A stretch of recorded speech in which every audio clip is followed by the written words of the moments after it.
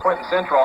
And the only score came from Eric Scheinman to Craig Ritchie, and that was in the third quarter of action. Ritchie on a 12-yard scamper, and Scheinman connected. They score 6-0. The point after was blocked. And from there was no score, but without a doubt, Clinton Central was driving down the field at the end of the game, had the ball on about the 6, maybe the 7, tried to pass across the middle. It was picked off by Ian Hayes, and the rest is history. Now it's semi-state action. Knightstown one game away from going to the Class 1A state championship to be held at the RCA Dome next Friday. This week against Clinton Central, Knightstown was led in rushing by Ryan Johnson, who rushed for 21 attempts for 82 yards. Drew Crawford, 13 attempts for 46 yards. Ian Hayes, 6 for 22. And as we said, the one that really counts was the pass from Scheinman, who connected on 4 of 10 for only 37 yards. But 31 of those went to Craig Ritchie, and one of those was the touchdown. Well, Craig Ritchie played an exceptional game last week, as all the Panthers did, along with Drew Crawford out there when he wasn't carrying the ball, leading the way for some of the other pass rushers, Ryan Johnson and Hayes and the boys. And I'll tell you what, these guys are playing wee football here at Knightstown. Talking about matchups and the way they go, there's Eric Scheinman for over 1,000 yards and 12 touchdowns, so there's another mirror effect right away. And none was even bigger than last week's, and that was at the expense of Clinton Central. And Clinton Central had their hands full with Craig Ritchie and Eric Scheinman as Ritchie hauls in a 15-yard pass from Eric Scheinman for the only go-ahead point, and that was enough to stand. But Knightstown would like to get out of this and have a little bit more of a cushion than they have had the last couple of games. You remember 2 weeks ago, Park Tudor came a-calling. Final score 14-13, a 1-point advantage, and Knightstown not quite having that cushion that they were accustomed to during the regular season. And Knightstown, again, in tournament time, would like to gain and get some more yardage down inside, as we said, the rent zone. So Andy Bright, number 14, and number 26, Nick Yingling. As we said, Nick Yingling, also Bright and Burris, and here's the kick by Rhodes. It's a low squibbler back inside the 5 and stops, and it's going to be a touchback. So Linton will get the football all the way back out to the 20-yard line to start the first offensive possession. No contact made going down the field that time by either team. It's rather unusual to see, but they were. It's just a real pensive moment out there as this game gets underway. This is going to be one of those feeling out processes. The quarterback is number 15, Jake Jennings. Jennings stands 6 feet tall, weighs 160 pounds. He is a sophomore, and he's got 5 or 6 running backs coming out of the backfield that he will hand the ball to all night long. Now out of a single setback out of the backfield, number 24 is Wall. In motion goes Wall. Now in motion goes number 8, Matt Brown. Jinnick on a pass on the first play, throws across the middle, and it's incomplete. Great hit out there by Craig Ritchie. Absolutely great hit. Craig Ritchie coming in, and just at the second, the ball reached the intended receiver. Boom, Craig Ritchie takes it. Craig Ritchie, excellent position, intended for Shane Smith for the Miners. So on the incompletion, brings up a 2nd and 10, but we see Linton throwing on first down right away. Boy, and you see something else from this Linton unit that I haven't seen all year. You've got receivers going every which way out there. Knightstown's going to have to be on their toes tonight as far as on the pass. 2nd and 10 for the Miners. Once again, Jennings under the center. Long signal count, hands off to the fullback. First man through is Matt Gamble, and he's got a big hole to run through. Gamble's got the first down all the way out to the Knightstown 35-yard line. Pick up a 15. Bonowitz and Brooks in on the stop, but not until after a big, huge run by that big back from Linton. Knightstown again going to have to key on not 1 or 2, but possibly 5 or 6 backs out of the backfield. And that time we saw the big man, Matt Gamble, running for a 15-yard gain. 1st and 10 from the Knightstown 35. Out of a slot formation to the right come the Miners. Jennings under center. Long signal count this time. Finally takes a snap, rolls to the right, looks, pumps, throws it. It's in the air. It's complete out to the 45, now the 50, and across to the Knightstown 48-yard line. Ian Hayes bringing the receiver down, but not until again after a first down or pickup. Nice pass to Clay Flatter. It's good for 22 yards to the Knightstown 49.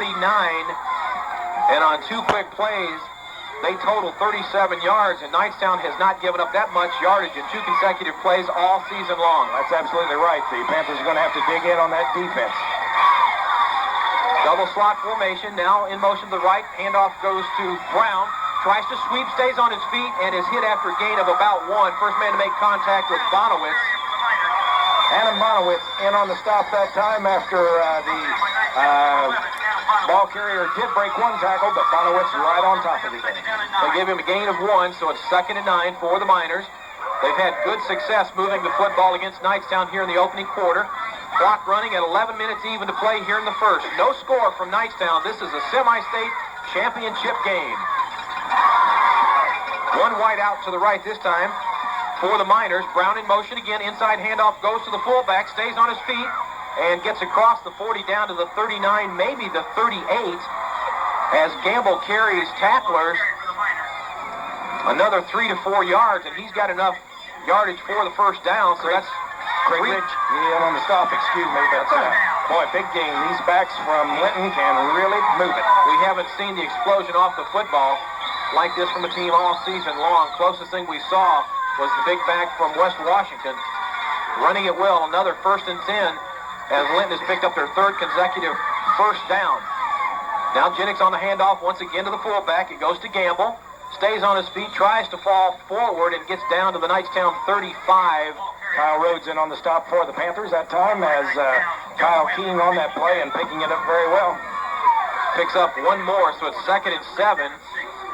And Linton yet to face a 3rd down opportunity.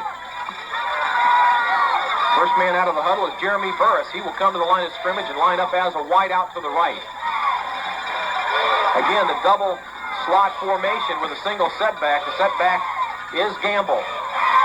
Inside handoff on a counter, it goes to Brown. And Brown again, decent yardage, getting down to the Knightstown 33. And he picks up another 2. Brings up a 3rd and 5. And now Knightstown needs a big stop to stop this momentum and try to swing it back on the other side of the football. Well, they absolutely do. Ben Brooks and Joe Quiz bringing down the ball carrier at that time. But let me tell you, it took both of them to bring that young man to the ground. This is the 9th play of the drive. 3rd and 5, big stop for Knightstown right here. Jennings on the snap. Stops, rolls to the right, has 2 men out in the flat. It's there, and he overthrows the intended receiver, which was Matt Brown. Jennings rushed the pass just a little bit. Good pressure up the middle by Ben Brooks along with Josh Plank. So it brings up a 4th and 5. And we will see if Linton will punt or possibly go for it. In this neck of the woods, you'd think they might go for it, but now it looks like the punting unit will come in. Well, Jake Jennings, as we were watching him in practice, really throws a quick snap pass from the shoulders, and that he really gets a lot on the ball, but control seems to be a problem. Shane Smith will punt for the Miners. Back to receive. The single back will be Ian Hayes. He'll spot at the 10. No, it's a fake punt, and he's going to run it. He's going to get near the first down, but he's going to come up short. It's going to be short as Shane Smith took the snap, ramble around the right side, and in on the stop for Knightstown was number 51, Kyle Rhodes. Along with Rhodes was Crawford in that time, and great pursuit because real nice fake of an intended punt there. They're going to measure for the first down, and he's going to be close, but I don't think he had enough. I'm not sure why they're measuring unless the coach asked for it. Well, there's a big sign. Knightstown's going to have it. They stopped them. Boy, it was close, though. About a half a length of the football. So Knightstown will take over on their own 28-yard line. 9:07 to play. No score from Knightstown. I'm Mike York along with Lee Stacey and Jennifer Munson, our producer tonight. We're glad you joined us. If you haven't made it out to the football field, go ahead and just kick back in your recliner and just sit right there with a hot cup of coffee and enjoy the ball game. First and 10 now for the Panthers. Rather nippy and wet out here this evening. You weren't kidding. Hayes, Crawford, and Johnson out of the backfield for Knightstown. Scheinman under quiz, takes the snap, goes to Ryan Johnson. First man through, good yardage. And he has got, well, we'll see where the spot is. Looks like he picked up 5. It was. He picks up a good 5 yards. Ryan Johnson on the carry going over the right side that time and getting exceptionally good blocking from his offensive line. Stopped by Ryan Withicum. Pick up a 5 for Johnson. 2nd and 5 now as Ritchie this time splits wide to the right in front of the Miner bench. Crawford and Hayes. Now Hayes comes in motion to the left side. Counter play goes to Crawford. Good yardage for Crawford. He's out near the 40. He's got enough for the first down. First down, Knightstown. Drew Crawford coming in there off of the second man through on that play and taking it to the first down. Knightstown returning the favor, picking up good yardage. And Crawford gets to Knightstown's first down of the ball game. Down to 8:20 to play. And if you look at the Linton, it is unbelievable. They have extended all the way around 3/4 of the track as far as their fan base. 1st and 10, Knightstown.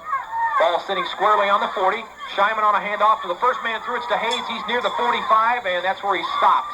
First time they go to Ian Hayes this evening, and he picks up great yardage. I think they're keying a little bit, as they should, on Johnson and Crawford, expecting them to be the carriers, but Ian Hayes going right straight up the gut. Tackle on the play by Gamble. Matt Gamble plays the fullback for the offensive-minded Linton Miners, but now he's playing a linebacker, and he makes a stop on Hayes after a 5-yard gain. 2nd and 5, ball on the 45 of Knightstown. 7:34 to play in the quarter. No score. Full house backfield now for the Panthers. Here's the snap. They come to the right side of Johnson. Got good blocking, stays on his feet, and falls near the 50-yard line. Looks like he might come up a yard short as they'll spot it at the 49, so give him 4 on the carry. Johnson again this evening carrying very well, going right and left off tackle. Well, it's going to bring up 3rd and short and about a yard, not even a full yard, according to where the spot is. So Knightstown been very consistent in picking up 3rd and short this season. And we'll see what play Coach Don Willard has pulled out of the hat this time.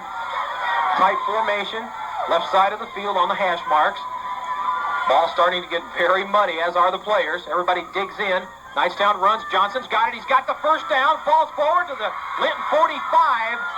Ryan Johnson coming through the right side of the line, then coming back to the left, and I don't believe that the Linton football team knew exactly where he was. Ryan hadn't fallen down there. I think he would have scored. Well, I can tell you right now, Knightstown can run against this Linton team, as we have seen as Knightstown picks up their 3rd first down of the drive at the 6:35 and counting mark. 1st and 10 Panthers. Ball's on the 42, I checked that, the 46-yard line of the Miners. Ritchie will come wide to the left. Scheinman barks the signals, gives to Hayes, first man through. He has stood up the line of scrimmage after a gain of 1. So Ian Hayes, got 1 yard on the play, and he was stopped. Ian Hayes hit hard out there by one of the Miners. Their shirt's already so dirty you can't tell the number on them. Number 35, Mike Butler on the stop, and he hit Hayes pretty well, but Hayes already had a full head of steam. And he crosses the 45 down to the 44, brings up a 2nd and 8. And Knightstown doing a good job of running the football, and this is what got them here, is that running game. Scheinman yet to put the ball in the air. Eating up a little bit of that clock, too. 5:40 and counting. Knightstown with the football. Scheinman on a handoff to Ryan Johnson. He's got running room across the 40 down to the 35. Ryan Johnson carrying players with him down the field and getting the first down, it looks like, for the Knightstown Panthers. There's a good thing they don't have video cameras up in the booth, you know it? Yes, it is. Sometimes I get just a little bit animated. And a little excited. Yeehaw! 1st and 10. That's the 4th in this drive. You know, Ryan Johnson's grandpa, Bob Johnson, is home this evening. Guess he's got a little bit of a gimp in the leg or something. But, Bob, let me tell you, the kid down here is carrying the ball well. Carrying the mail.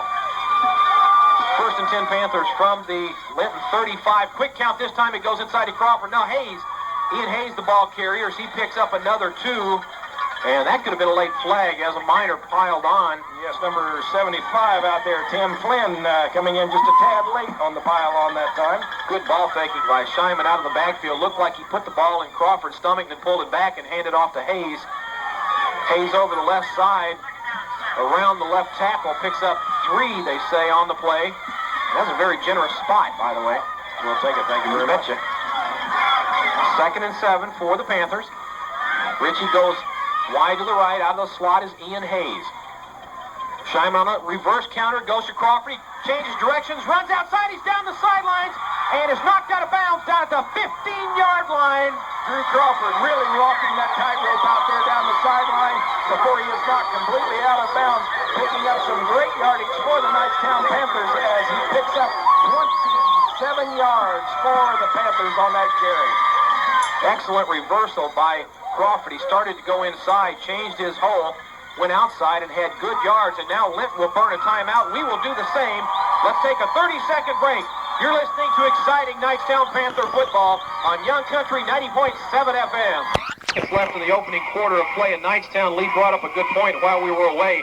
Knightstown has eaten up nearly 7 minutes of time, and that's got to be something that Coach has to like. Well, I'll tell you one thing. I will guarantee you that's why Rick Wellington called timeout, because this team, when you cannot anticipate what the signal is on that ball, you are on edge completely out there, and this defense has taken a pounding now for, upwards of 5-6 minutes for Linton, and it ain't good for you. Well, Knightstown has picked up 5 continuous first downs. It's now 1st and 10. They'll spot it at, they say he stepped out of bounds at the 20. Hayes will come in motion once again to the left. Counterplay goes to Crawford, puts his head down, stays on his feet, and falls down to the 17. Drew Crawford playing with the great intensity that he did last week. Again, going into that line straight on, head on into it, and picking up 1, 2, and 3 carriers and dragging them along for a pickup of 4 yards. Well, on the first spot a moment ago, they'll bring it back to the 20. So Crawford, instead of having a 27-yard play, picks up 22. That time he picks up 4 more. And this fan base for Linton is amazing. Yes, it is. It is packed. 2nd and 7 for Knightstown. Ball on the 17. Scheinman on the snap, goes to Johnson. Stutter steps, goes back across the middle of the field. Ryan Johnson doing what he does best out there, going right in, slashing back to the left, and a great pickup again by Ryan Johnson for a pickup of approximately 6 yards out there on the carry. Ryan Johnson gets 6 more. Clock down to 3:30, and Knightstown very content to take their time and use that entire 25-second play clock that they have available to them, as Scheinman will come over and get the play from Coach Don Willard. No score from Knightstown. This is the championship game for the semi-state, as there are only 4 teams left in Class 1A football, and your Knightstown Panthers are one of them. Drew Crawford on a quick handoff across and inside the 10, or near the 10. Regardless, it looks like Knightstown's got enough for the first down. Very quick snap that time, and the Linton team not being able to be caught off guard on that at all. Picked up on Crawford, but not until after he had apparently picked up the first down. You know, this is something that I've marveled about many, many times, but to watch Eric Scheinman mature over the past 3 seasons it's just like it's blossomed right in front of us, Yes, hasn't it has, because it's at first I wouldn't have given you, Eric, a chance to play at this level now, but he's there.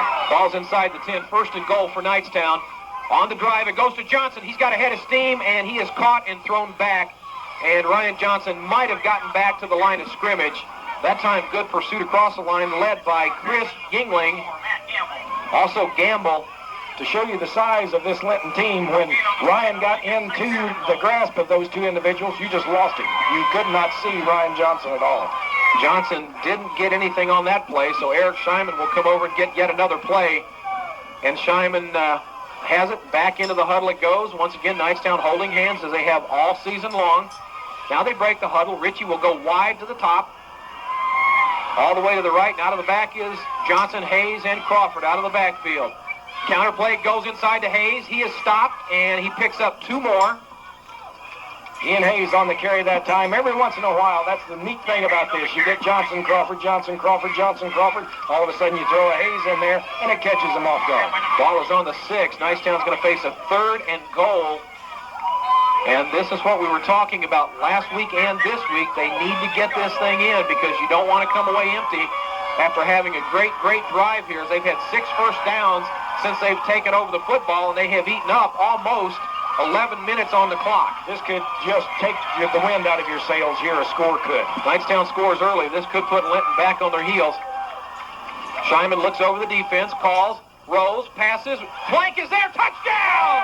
All right! Yes! Josh Plank on a great reception. They were expecting the run. They packed it into the middle. Scheinman rolled out to his left, and there was not a around Josh Plank for at least 10, 15 yards. Wow, are we excited? Oh, man. So with 1:18 left to play here in this first quarter, Knightstown goes up 6-0 over this Linton Minor team. Boy, it doesn't get any better than this. Did you get me off the ceiling? I'm starting to bump my head a little bit. 11 minutes and 5 seconds. 6 first downs. And Plank, now Knightstown, well, wait a minute, there's some confusion on the field as Plank starts to line up to kick the extra point. Now the officials call timeout. And I'm not sure what the official... I don't know what it was. It looked like from where they had set the tee down to wherever the ball was placed wasn't in alignment or something, so they're going to back up and regroup here. All right. Josh Plank's going to have to approach this one a little bit faster. Last week it was blocked, so Plank's going to have to get it quicker. Snap is down, kick is up, and this one's got plenty of distance. It's good. That one just came down in Charlottesville. Great kick by Josh Plank as the Panthers are up 7-0 with 1:18 left to play here in the first quarter. And again, the Knightstown Panthers eating up a tremendous amount of clock time out there, and that has got to make you tired if you're on the defense. Standing ovation by the Knightstown crowd, and it is looking extremely good so far for Knightstown. Knightstown came out fired. They kicked off to start the game. Linton got it, drove it down to the Knightstown 32, and they couldn't do anything with it. Knightstown on a big fourth down attempt on a fake punt, and they stop it by about a half a yard. Knightstown took the ball on their own 35, so the play actually took, 50, 60, 75 yards plus, and Knightstown punches it in with 1:18 to play. And a tremendous amount of time eaten off that clock. And again, I can't tell you enough how you can watch this visually and see how that takes it out of a defensive unit. Well, Linton has been here before. They obviously will not roll over. And here's the squib kick where it goes to the right. It's loose. Linton picks it up. It's picked up finally by Levi Wall, and he is hit by a Knightstown wall at the 25. Ben Brooks in there just on a massive charge and hit. Also, Garrett Guillaume on the contact. Good special teams play that time by the Panthers. So Linton will take their second possession at the Linton 30. I think I'm going to have a spot of tea. Have a spot of tea. 1:11 to play. Jennings, again, a very capable passer. Barca signals, they hand off inside. It goes to the fullback Gamble. And on the stop, Jason Chapman just eating him up. Chapman hit him hard, but not before Gamble can pick up 3 big yards. Brings up a 2nd and 7 for the Miners. Ball out to the Linton 33.5 now. Knightstown again, if they can get the ball back here, you want to talk about taking some wind out of somebody's sails. Clock continuing to run. It's only been stopped a couple of times as this first quarter has flown. Jennings again under the center, waits for the snap, takes it, drops back to pass, looks left, pumps, puts it in the air, and it's incomplete. Now I'm going to tell you what, the intended receiver, number 12, Shane Smith, was there. Knightstown very soft that time. They dodge a bullet because the pass was thrown behind Smith. Well, it absolutely was. Craig Ritchie was coming up hard from the other side and made a hit on Smith, but if that pass had been on the numbers, there wasn't anything between the goal line if he hadn't have had to have jumped. These Linton receivers are running their routes extremely well. Knightstown having some kind of a problem picking them up coming off of the line of scrimmage. Now 2 wideouts to the right as Jennings awaits a snap. Again, straight drop back. Here comes the pressure. Thrown away as Josh Plank and Ben Brooks rush Jennings. Now there's a flag. Flag flies, and that's going to go on a ineligible man downfield. So the Knightstown Panthers starting to shake up a little bit here and get the Linton Miners all confused out there as that, I don't know what that pass was intended for. Well, he had no option. It was Brooks and Plank on a blitz. They had him in the sights, and he had to dump the football quickly. He had no choice to get it away but to throw it over the middle. And then evidently one of the linemen went downfield, and you can't do that, so it brings up a 4th and 6. And into punt once again comes the special teams for the Linton Miners. This time both Ritchie and Hayes will go back and stop at about their own 35. Last time Linton went to punt, they faked the punt, and it was never kicked by Shane Smith. This time, He'll get a foot into it. It's a low liner. Heads towards Ritchie. He takes it at the 34. Now the 40. Across the 40 down to the 44-yard line. Craig Ritchie smacked hard at the 44-yard line, and that's where the Knightstown Panthers will take it back to him. But I think that kick was intentionally low and hard that time. Well, again, good pressure coming from Knightstown as they rushed the football and almost got to the punter, Smith. So Knightstown will take over with the ball spotted on the 44 with 17 seconds left. And right now, the Linton crowd, as big as it is, and I've got a hunch, if we set stand to stand, they may match us. Oh, I think they would. That is a huge contingency across that field over there. There's got to be better than 4,000 people here at the ballpark tonight. All right, Knightstown's football at the 44 with 17 seconds left. Scheinman on a handoff. It goes to Johnson. He turns and comes around the right side, stays on his feet, gets to the 45, and he ran about 10 yards to get one. Matt Gamble out there really hitting Ryan Johnson hard on the same side that the ball was on, trying to knock it loose, but Ryan able to hold on. Well, they're going to give him 2 big yards on the play. So Knightstown with a 2nd and 8. That'll end the first quarter of play. We are scoreless. No, we're not. Knightstown leads 7-0. What am I saying? Scoreless? Kick me while we're at break, will you? Okay. You're listening to Panther Football on Young Country 90.7 FM. Scheinman up to the line of scrimmage, full set backfield. Ryan Johnson, the ball carrier, ducks, squirms out near midfield. And Johnson picks up 4 more. Ryan Johnson going over that left side as Eric Scheinman races across the field here to get the next set of instructions from Coach Don Willard. And Ryan Johnson been carrying that ball a lot out there this evening, sports fans. Yes, he has. So far tonight, he has carried 1, 2, 3, 4, 5, 6, 7, 8 times here in the first half of action. Clock continuing to run, 11:33.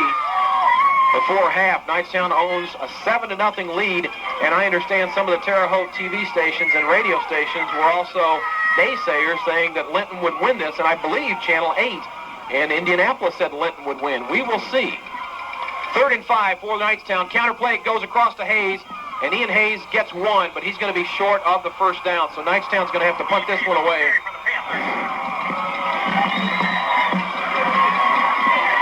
So it brings up a 4th and 5 for the Panthers. They will give the ball back to the Miners.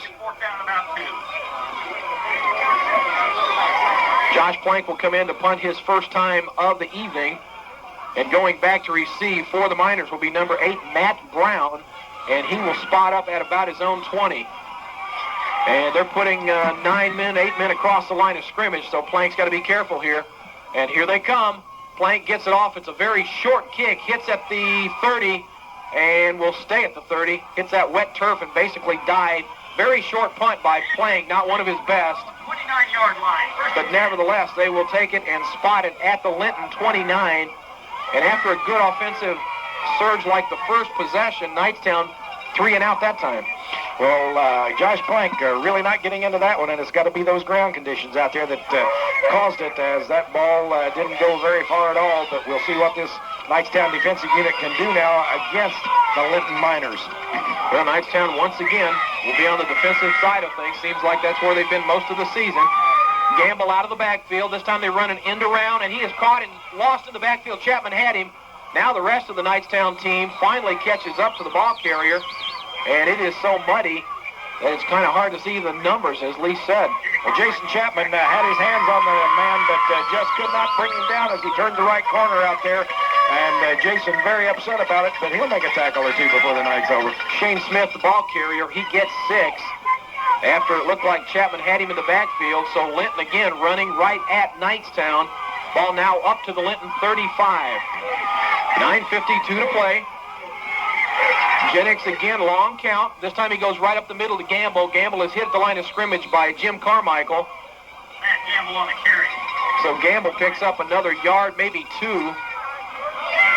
Now the Linton Miners starting to move the ball just 2 to 3 yards a time on a carry, and picking up some valuable yardage here as they try to get that ball a little closer to the midfield stripe. It's just about the 40th. Oh, no, excuse me, 38.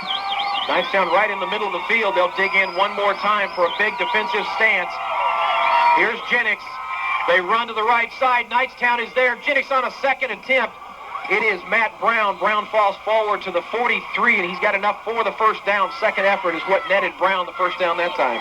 Great play there as in on the stop for the Knightstown Panthers. Ian Hayes making the tackle, but not until they pick up the first down.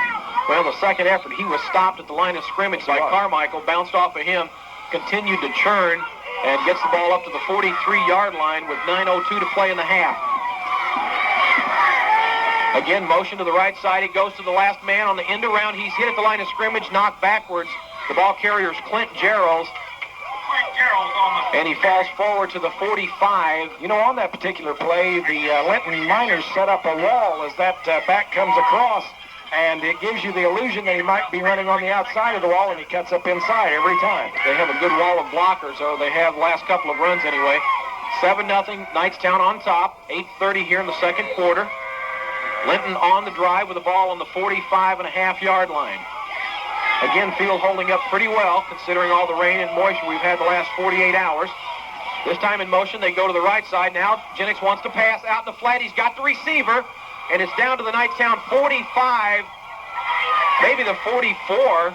Ian Hayes on the coverage out there, but not until after the reception is made. We got to get snug on these people. Knightstown has got to play bump and run up at the line. They are way too soft on the corners. And the pass went to Shane Smith. It was good for 16 yards. Down to the Knightstown 44, 1st and 10, and the Miners are driving. No pun intended, but they're chipping away. Yeah. Tight end now in motion, comes to the left side. On a motion play to the right side, it's handed off to the first man through, and that's Clint Gerald. He slips, and the footing's a little bit bad right in the middle of the field, although he does advance the ball maybe 1 yard. We'll give Kyle Rhodes the fall on. Well, he's got 2 tackles and a fall on, as named by Lee, so that'll bring up a 2nd and 9. And maybe for Linton, they are in the muddy part of the field. Maybe they'll have some problems getting some traction here. Well, it's got to be horrendous out there for anybody trying to run in that area right now. Knightstown's front 4 digs in. And now the officials will stop play momentarily as we've got some equipment malfunction, and now they've got it fixed. I think they're just cleaning off that ball. It picked up 5 pounds of dirt. Jake Jennings is the quarterback for the Miners. Now the official will start the clock. Steps back out of the way, and in motion to the right side. It comes again on a reverse. It goes to Brown. Brown's across the line of scrimmage and into the secondary. And the ball is loose. It's a fumble. Knightstown got it, but they're going to say he was down. And on a reverse, nice play by Linton. Absolutely was. That caught the Knightstown defensive unit off guard. Jason Chapman finally got in on the stop on that play. 8 yards on the play. Great pickup. And if it wasn't for Chapman, that would have been 6 points. Yes, it would have. How was Chapman all the way back in the secondary? Can you tell me that? I have no idea, but he got there. Ball's on the Knightstown 35, 3rd and 1 for Linton. Slot to the left formation for the Miners. Long signal count trying to draw Knightstown off. Now they go in motion. Inside handoff to Gamble. He's got the 1st and more. And Gamble continues to churn, and he's stopped by Ben Brooks along with a host of tacklers. Gamble on the carry for Linton. Also Landon Collop there for Knightstown, but not before Gamble's got the 1st plus about 7 more. Nice play calling out there by the Miners as they are able to pick up the 1st down, and they're starting to sneak into that Knightstown territory. Well, so far in the ball game, Linton has picked up 13 first downs to Knightstown 6. Man, I cannot believe the amount of people here this evening. 6:21 to play here in the half. Linton on a drive. On a reverse to the left side, it runs again to Brown, and he is hit after a gain of about 3. And Matt Brown, being a workhorse, coming from the right split or wide out position, has carried the ball 7 times already here in the first half. Coach Willard down there clapping along with Coach Stanley, trying to get this Knightstown defensive unit to dig in and play just a tad harder, as they're playing hard right now. But the reverses that Linton is running is really catching them off guard. Levi Wall will go wide to the right for the Miners. In the backfield is Matt Gamble, 6'1", 200-pound fullback. Out of the slot is Smith. Here they come on a direction play. Goes to Gamble. Gamble breaks through, stays on his feet, and fights and finally gets down to the Knightstown 16. Ben Brooks in on the stop along with Craig Ritchie that time, as they're not able to contain this backfield of the Linton Miners. Nick Roush back into the ballgame. Joe Quiz will come out and get a breather. And that's another first down for Linton at 5:32 to play. Here in the first half, the Knightstown Panthers own a 7-0 lead. But Linton is on the move. Wide out to the left this time is Burris. They run to the left side. It is reversed to Brown, and he is clobbered. He is hammered by Jason Chapman. Hello, Walls. Pat Brown on the carry for the Miners. Also in on the hit for Knightstown, Jim Carmichael. You get those two guys as a piece of bread, and you're the meat. Yeah, Brown is a very thin piece of meat at 160 pounds. The ball sitting squarely on the 15. They say it was a gain of 1. I don't know how. But nevertheless, 2nd and 9. Jake Jennings once again up to the line of scrimmage. They run the fake on the reverse. Fumble! Fumble! Ball is loose. And I believe Knightstown has got it. Knightstown. We will see once they unpile. It looks like yes. Yeah, we got it. All right. And Jim Carmichael has that football out there. It was going around like a I don't know what and I don't know what. But Jim Carmichael picking that ball up out there for the Knightstown Panthers. So Knightstown going to put the ball in play on about the 19.5-yard line of Knightstown.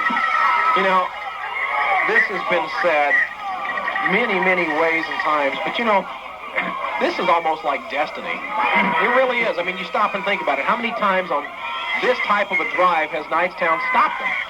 It just keeps happening. It's excellent. Great bunch of kids out there. Knightstown's football. 1st and 10. Shyman under Joe Quiz. Long count. Shyman on a pass. Throws one up. Ritchie is there, and Ritchie had it and couldn't contain it. Couldn't pull it in as he was covered by number 25, Clay Flatter. Very good coverage by the defensive unit that time for the Miners, too. Flatter watching the ball all the way into Ritchie, but he was right there with him, just shadowing him down the field. Clay Flatter on the coverage. That would have been a great pickup there. Talk about catching him off guard. If you could have gotten that ball into Mr. Ritchie's hands, good night, Irene. He's down the field. That was a dangerous pass, though. Flatter had the position. Ritchie went up over Flatter, almost came up with a nice catch. I think air got under the nose a little bit. It was floating out there. I think he wanted Ritchie to run under it, but he didn't throw it far enough. 2nd and 10 now for Knightstown. Hayes will come in motion to the right side. Quick pitch. It comes to Ryan Johnson. He's got lead blockers, and Johnson's got running room, stays on his feet out to the 30, and he may have a first down as Ryan Johnson very, very pumped up. Yeah, he's got the first down. I'll let you know that right now. He's got to have it. And the other thing about that, Ryan Johnson took a massive hit from one of the Miners out there and just bounced off and kept on running. So Ryan Johnson coming over the right side there and picking up the first down just by inches, and 11 yards on the carry for the Knightstown Panther, Ryan Johnson. 4:18 clock, still counting. 7-0 Knightstown on top as they're starting to, again, move the football. Shyman sets the line, looks over the defense. Barks finally hands off. Counterplay goes to Crawford, and he is stuffed. Drew Crawford might have got a yard. This defensive unit for the Miners really keying a lot this evening on Drew Crawford. I've been watching some of the other plays take place and watching them, and wherever Crawford goes, they go as a unit. So that might be something for Coach Willard to take in to the halftime for the Panthers. Patrick Sparks on the stop for the Miners. Crawford picks up 2, 2nd and 8.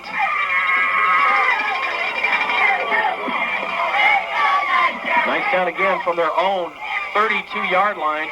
Out of the eye this time. In the slot is Hayes. Shyman on a drop. Looks to the left, looks to the right. Throws, slips, got it. Ian Hayes at the 45, and big hit out there by Matt Brown for the Miners. I mean, he took Ian Hayes down, but not until after we pick up a first down, and Ian Hayes is back on his feet and fine and dandy. And Ian Hayes took a massive shot, as you said, from Brown. Popped right back up, said, nice tackle, big fella, but we got the first down. Nice pass from Shyman to Ian Hayes. It's good for 11 yards. And that's Knightstown's first completion on the night. The second pass attempt by Eric Shyman. 3:12 left to play here as the Knightstown Panthers on the march in the second quarter. Knightstown looking to throw a little bit. This time both Hayes and Ritchie will split wide out. Out of the twin setback come the Panthers. Scheinman on a drop, on a draw, goes to Crawford, stutter steps, and he's across the 45 out to the 48, stays on his feet near the 49. Drew Crawford picking up some nice yardage out there. Looks like maybe a 5-yard pickup by Drew as he just took it to them, and they were keying on him once again, and he's carrying 4 of those guys down the field. 4 yards on the carry for Drew Crawford that time. Stop in the middle of the line once again by number 75, Tim Flynn. And they've got some good size across the defensive line of the football, but Knightstown's moving it at will now. 2nd and 7, or check it, 2nd and 6, I'm sorry. Out of the backfield once again comes Hayes, Crawford, and Ryan Johnson. Scheinman counts, pitches to Johnson, high pitch, he pulls it in, turns the corner, stays on his feet, crosses midfield to the Linton 49. The ball is loose, but they're going to say he was down at the 49 after a pickup of 4 more. Johnson picking up some more valuable yardage for the Panthers out there, and again, we're starting to eat the clock a little bit in this second quarter.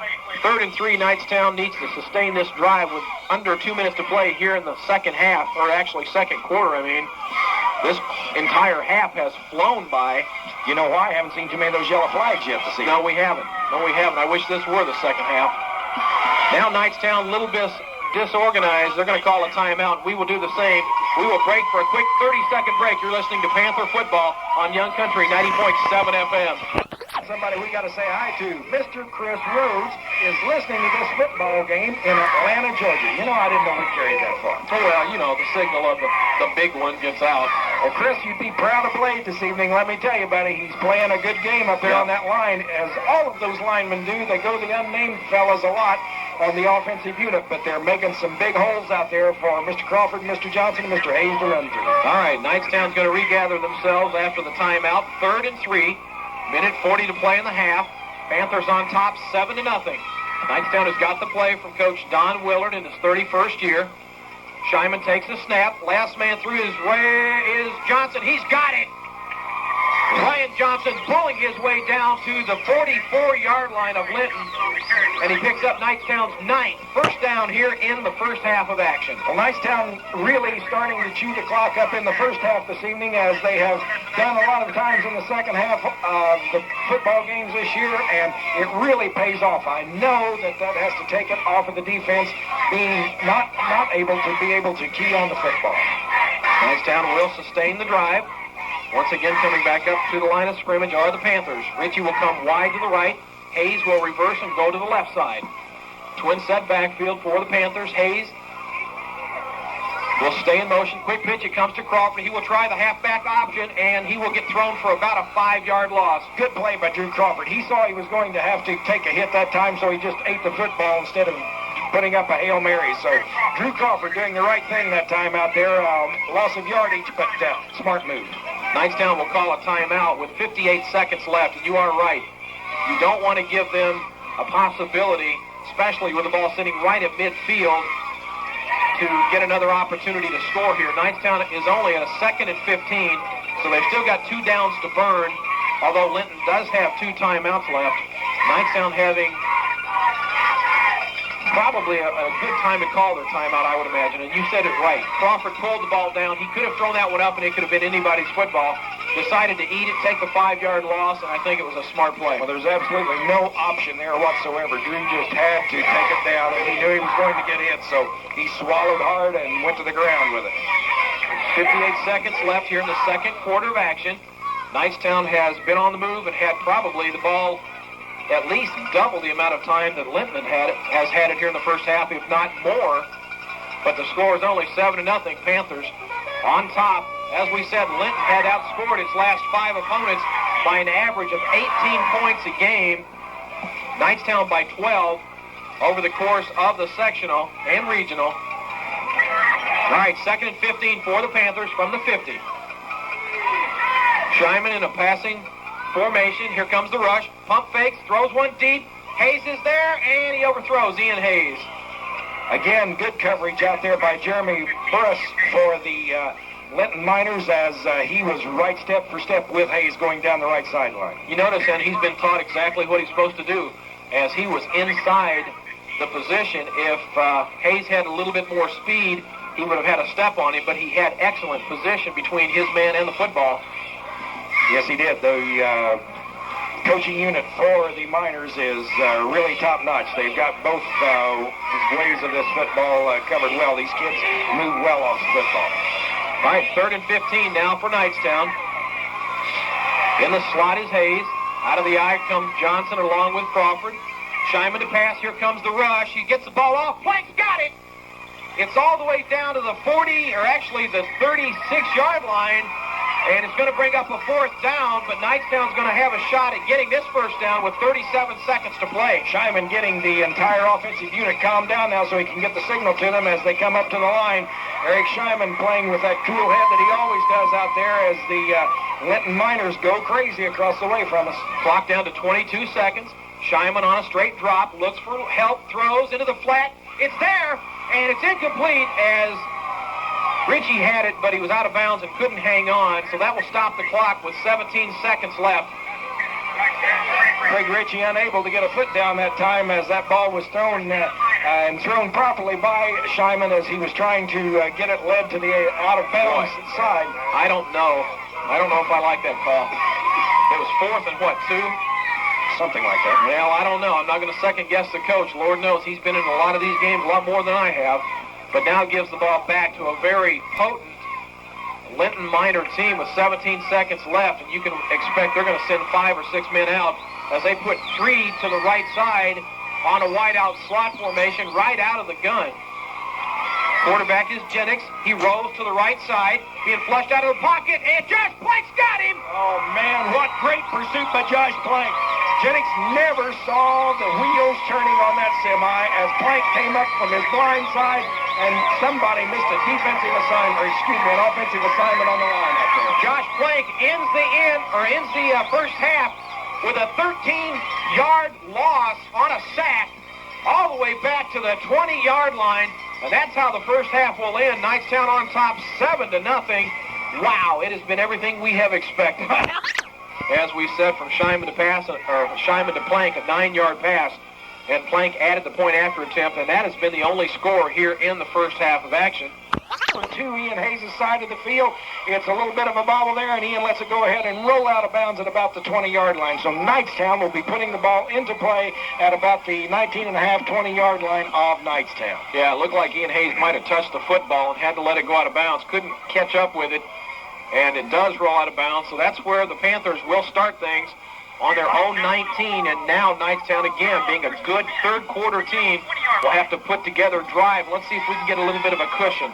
Well, the Knightstown Panthers coming off of that huddle now. Eric Scheinman has his signals and is ready to go as going out wide to the left, Craig Ritchie in a full house backfield. We have our regular running backs as it is long signal count. The ball is snapped, handed off, I believe, to Johnson on the carry that time as he takes it right over the right side for a pickup of 5 yards. So Ryan Johnson, boom, coming out of the box and picking up 5 yards for the Knightstown Panthers. Will be put back into play at about the 24-yard line. We have had so many good running backs over the season, but I don't know that over the years that I don't know we've ever had one that hits a hole as quick as Ryan Johnson. Well, the way Ryan can cut back, the slash running that we call it, is absolutely tremendous. Now we've got Richie wide to the left again, a long signal count again, handoff again this time, I believe, to Ian Hayes as Ian takes it forward for a pickup of about a yard that time, and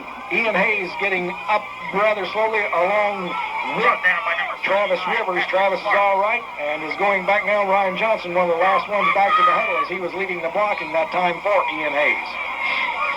On the clock, we have 10:57 and counting as the Knightstown Panthers are up 7-0 at this third quarter. Ball at the 26-yard line. Ritchie wide to the left as we have a full house in the backfield. The snap, the handoff to Ryan Johnson. Ryan cuts over the left side. Looks like maybe a pickup of 4 yards for Ryan Johnson out there as we're going to a 4th down situation and 1 with 10:27 left. A 4th and 1 situation as Ryan Johnson becoming the workhorse again. We have an official's timeout at the moment. We're going to measure it. So it must have got a little bit closer than what we thought. And again, these officials, we've seen this throughout tournament play. They're very, very giving on some of the spots. And by golly, he's got it. Boy, he's got it. First down, Knightstown. So the Knightstown Panthers with the clock at 10:23 pick up a first down. The ball just shy of the 30-yard line in Knightstown territory as the Knightstown Panthers up 7-0 here, traveling from the west to the east side of the field. Going wide out to the left again is Craig Ritchie. We have the full house backfield set up again. Eric Scheinman looking over the defensive setup. The snap is made. The handoff is to the farthest back through Ryan Johnson. Again carrying the football for Knightstown, and it looks like Ryan picked up approximately 3-4 yards on that carry. So Ryan Johnson just chewing away at this Linton Minor defensive unit. And remember, the Minor defensive unit really took a long run in that first half in both quarters, and this could be the telling tale as the clock is at 9:35 and counting. In this third quarter of action, the Panthers up 7-0. Full house backfield. We got Ritchie wide to the right this time. The snap is made. Ian Hayes going around the left side, picking up some valuable yardage, just getting foot tripped up there at the last second. As Ian Hayes, it looks like, picked up about 2.5, maybe 3 yards on the play. 2-yard pickup for Ian Hayes that time as Eric Scheinman comes over to Coach Willard to get the set for the signals. Now heads back to the huddle. 9:03 and counting on the clock in this third quarter, and the Knightstown Panthers with the ball at the 36.5-yard line, 37-yard line, starts to really get up now as this Knightstown fan base is getting up with them, trying to get this ball into motion. A full house backfield again with Craig Ritchie wide to the left. The snap is made. The handoff goes to Ryan Johnson again. Excuse me, Drew Crawford, I believe that time. Nope, Ryan Johnson. Ryan Johnson picking up the first down for the Knightstown Panthers. Reason why I said Drew Crawford leading the blocking out there for his brother running back, Ryan Johnson. Excellent lead block by Drew Crawford as he put the head down, and actually it's what got Ryan Johnson the first down. That's 2 in a row for Knightstown, 2 consecutive. So the ball is now at the 43-yard line of the Knightstown Panthers as they have a 1st and 10 situation with 8:23 and counting on the clock, and Knightstown up 7-0 in this third quarter. Handoff again to Ryan Johnson as he goes straight ahead, picking up yards, digging, still moving, and is into Linton Minor territory with a first down and the ball at the 48-yard line of Linton. So Ryan Johnson digging, and taking many of the Linton defensive unit with him, picks up the first down with a 9-yard gain. I think they're going to back it up a yard. Looks like he got 9. We're going to back it up, so it's going to be a 2nd and 1. 7:42 and counting here as we have a 2nd and 1 situation for Knightstown. Scheinman conferring with his back, split in the backfield. As the signals are being called, the handoff to Drew Crawford going over the left side on a crossback play, picks up the first down and moves the ball into the 42-yard line or 43-yard line of the Linton Miners. A 5-yard pickup out there that time for Drew Crawford and a first down for the Knightstown Panthers. Well, once again, Knightstown has taken the football, clock down to 7:19, and they are chewing some valuable time up here in the third quarter. This is really the key to this Knightstown offensive unit, this amount of time that they use as Eric Scheinman goes set, full house backfield, and Craig Ritchie wide to the left. Handoff again is made to the farthest back, and he is stacked up this time for no gain, maybe a loss of a yard. That's Ryan Johnson. He's going to lose Johnson a yard. Losing a yard on the carry, but they're probably starting to key on Ryan now as he has carried that ball the majority of the time this evening. We have got to give awful due credit, though, up front, across that front line. Knightstown is opening up some awful big holes across the front. Kyle Rhodes doing his job. Even the tight end, Josh Plank, blocking quite well. Joe Quiz coming off the football.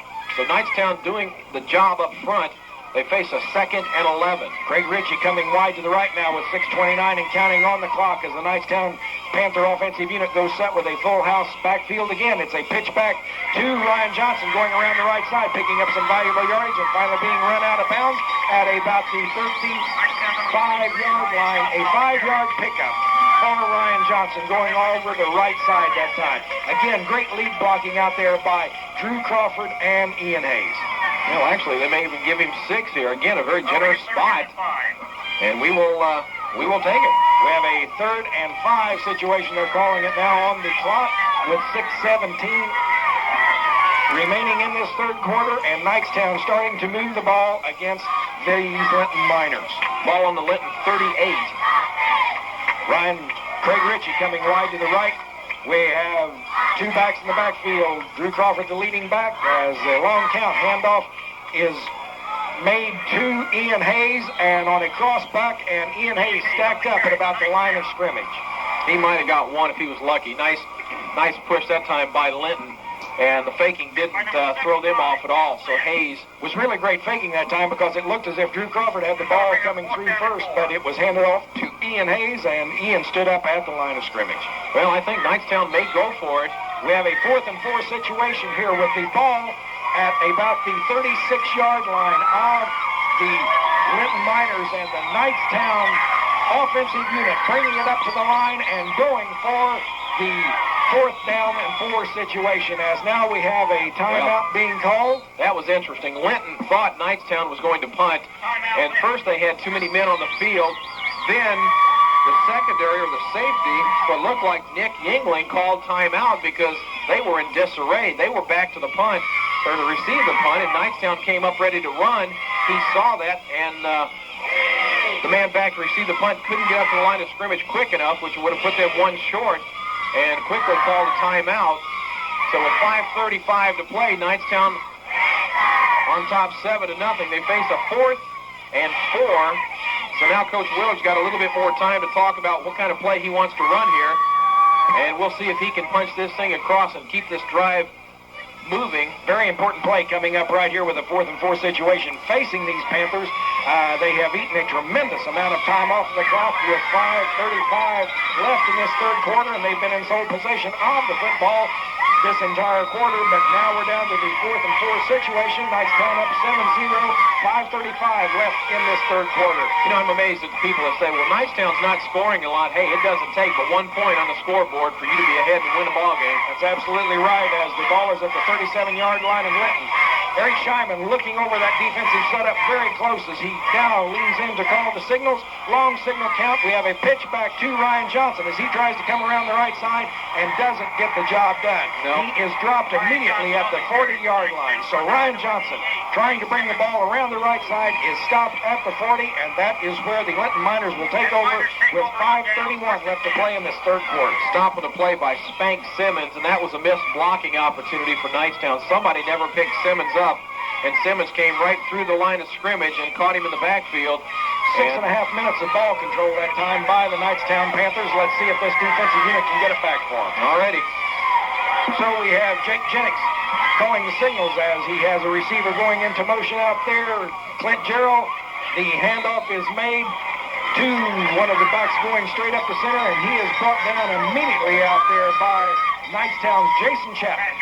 It's Gamble on the carry, the big fullback, as he picks up 2 yards, brings up a 2nd and 8. Jason Chapman coming over to make that stop. Chapman has been all over the field this evening trying to make defensive units work, and that was his 4th tackle on the evening. Jake Jennings now bringing them back up. The ball is at the 42-yard line of the Miners. They have a man in motion. Now he goes back the opposite direction to his right. Jennings rolling out the pass to the right, throws over, and it is incomplete. A great defensive play by Ritchie and Ian Hayes out there. A great defensive play. I'll tell you what, that young man, I'm going to say he might have got a stinger because Craig Ritchie nailed him just at the time the ball got there. But again, and the young man started to walk off the field and then went down. So yeah. The young man from the Linton Miners is down on the field. He did take one whale of a hit out there between Ritchie and Hayes. It's number 28, Clint Gerald, and he got sandwiched, and it looked like it popped him right in the helmet. He did get up, started to walk off, but took about 2 steps and collapsed. He just went down. Apparently they're talking to him, and there's no rush to get anybody on the field to him. Now he's indicating that he wants to get up, and they're getting him up, and there he goes into a run, so he's all right. Gerald is all right. So a very scary moment out there, as it would be for any Parents having a kid playing in this sport as Hayes and Richie making just one super defensive play on the wide receiver, and he goes down. All right, Knightstown facing a 3rd and 8 here. They need a big stop. 4:49 left to play in this third quarter. Knightstown up 7-0. 3rd and 8 situation as we have a man in motion. A long count by the Miners, and coming in on the pass and making a great pass to Levi Wall for the pickup of the first down. There again, we have a situation where I think these wide receivers, if they really go to work out there for the Miners, can give us fits. 4 Knightstown Panthers had a shot at Jennings in the backfield. Chapman was the latest, also Carmichael. They just couldn't get a hand on Jennings, and a big gain all the way to the Knightstown 38-yard line. So Knightstown now going to have to dig in and get this back with 4:30 and counting on the clock.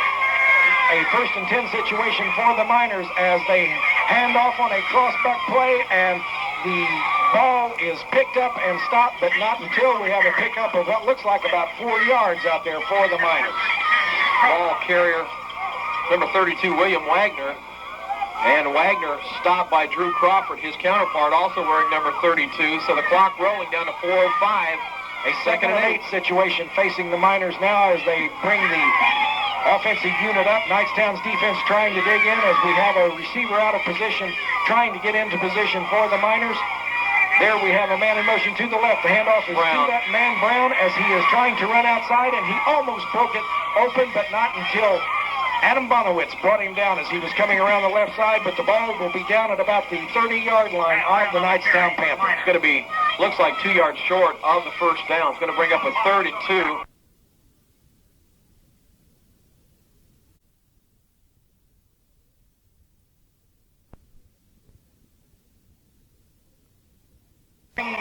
Offensive unit up to try to get a first down situation here with the ball at the 31-yard line of Knightstown.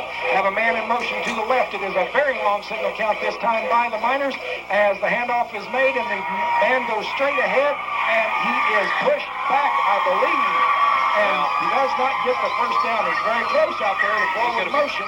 About a yard short. But I believe out there Ian Hayes, Ben Brooks, also in on that, Jim Carmichael.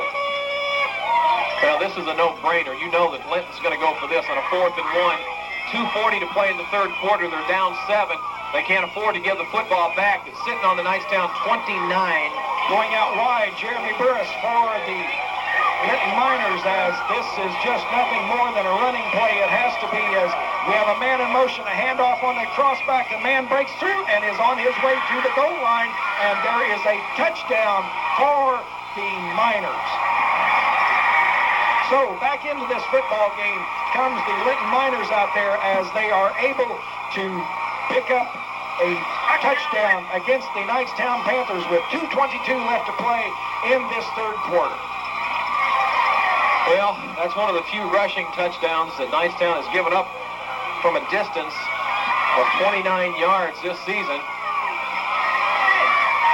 So the Knightstown defensive unit now digging in, getting ready for this extra point attempt by the Linton Miners. The snap is made, the ball is down, the kick is up, and it is good. So with 2:22 left to play in the third quarter here at Knightstown Panther Field, we have a tie football game.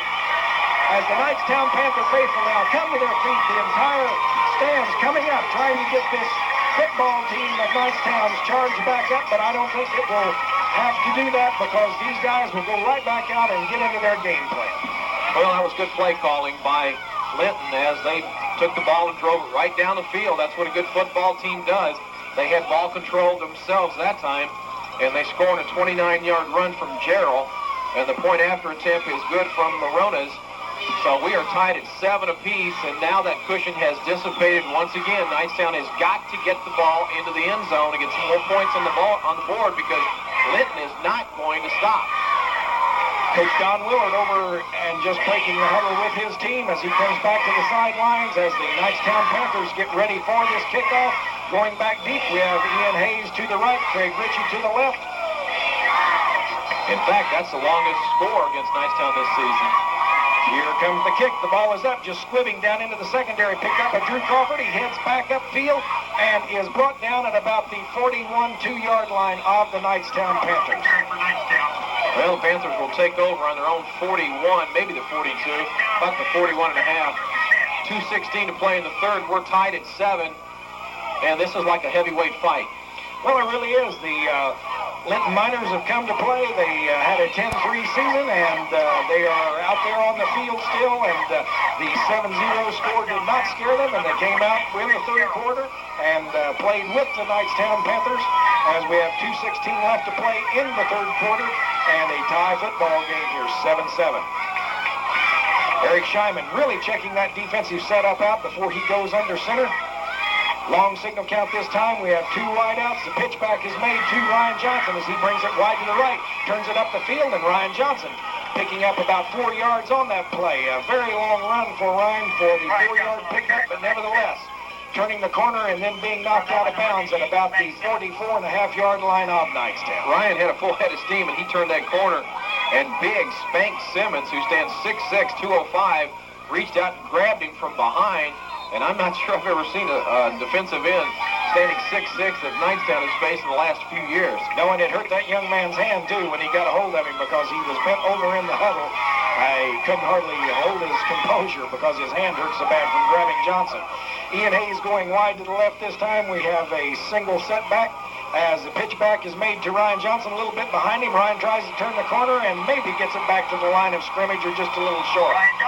So the Miners coming to life out there for Linton as they are able to stop Johnson, who has run the ball the last 2 times. Ryan on a pickup of 4 on that first carry, and then stopped that time for a loss on that particular run. We are at a 3rd and 7 situation with 1:03 and counting on the clock in this third quarter. A tie football game, 7-7. Well, Knightstown needs this first down badly. Craig Ritchie coming wide to the right out there as the Knightstown faithful hollering, go, go. We have a long signal count. Falling back, Scheinman looking as if he was going to pass, then hand off and not even close. Stopped immediately. They tried to draw a play to Drew Crawford, and they lost another 2 yards. Well, that was a lackluster possession that time for Knightstown. 3 and out. Now they're going to have to give the football back to a team that's got the momentum. And they just scored on a 29-yard run. So now Knightstown's Josh Plank will put a foot into it and kick it all the way back to the 30, and back to receive is Clay Flatter, number 25. So Josh Plank getting set out there to make the kick as both teams line up at the line.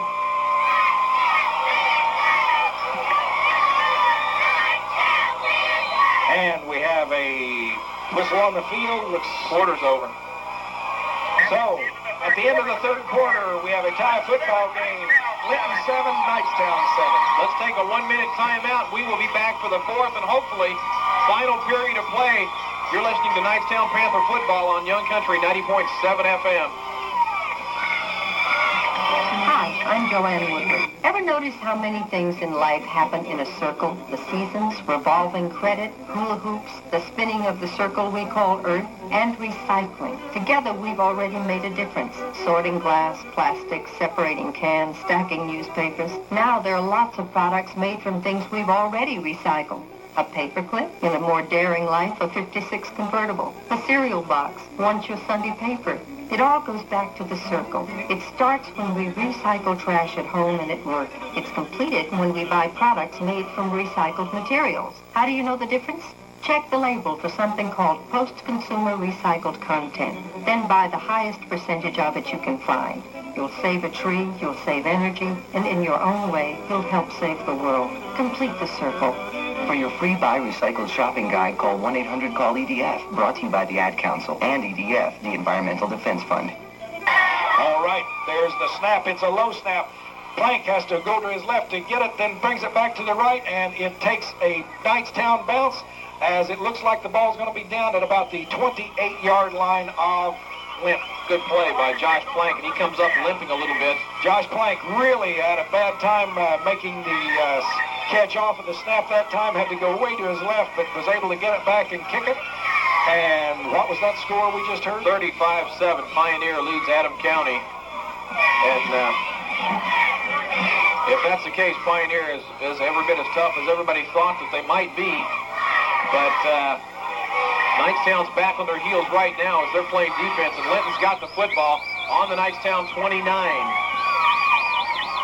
Going off the left side, one of the running backs for the Linton Miners, and digging hard out there, and finally being brought down by Ian Hayes and also Ben Brooks. Ball carrier for Linton was Nick Yingling. Looks like a pickup of about 5 yards on the play. Here we go with this big yardage give up again. Knightstown giving up between 4 and 6 yards per play. Be a nice time for a fumble right here.